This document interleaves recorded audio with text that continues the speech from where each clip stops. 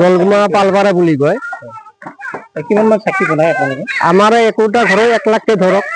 প্ৰতি ঘৰতে টোটেল কিমান মান চাকি? 60 ঘৰ মানুহে 60 লাখ চাকি। ক'ত ক'ত আপোনালোকে এইবিলাক চাকি? এতিয়া আপোনাৰ গুৱাহাটীৰ পৰা লৈকে একদম তিনচুকীয়ালৈকে যায়, মানে উজনি নামনি চব ঠাইতে যায়। কি কয়, যিহেতু এইবাৰ অলপ দীপাৱলীত অলপ ব্যতিক্ৰম হ'ব, কাৰণ কিয় আমাৰ কাৰণে শিল্পী জুবিন গাৰ্গ নহয়, তেখেতৰ কাৰণেতো আমি চবেই একে হৈ আছো, বুজিছে। তেওঁৰ কাৰণে আমাৰ আগৰ পৰা চলি আছে, যিটো ঘটনা চলি আছে, আমি গোটেই অসমবাসী মানুহ গোটেই গম পাই আছো। আৰু জুবিন গাৰ্গৰ কাৰণে আমি সদায় চিন্তিত। তেওঁৰ কাৰণে আমালোকৰ ফটকা ফুটাটো বন্ধ হ'ব। এইবাৰ আমাৰ মাটিৰ চাকি জ্বলা হ'ব, মাটিৰ চাকিৰ চাহিদাটো এইবাৰ বৃদ্ধি হ'ব, জ্বলা হ'ব।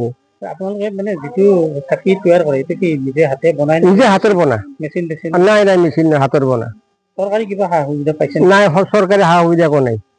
মানে নিজৰ প্ৰচেষ্টা চলি আছে। পৰিয়াল চলাবলৈ সুবিধা নে অসুবিধা? কষ্ট বিষয়ে চলি আছে, আৰু সিমান সুবিধাও নহয়, অসুবিধাও নহয়, আৰু কি তথাপিতো চলি যায়, কোনো ৰকমে।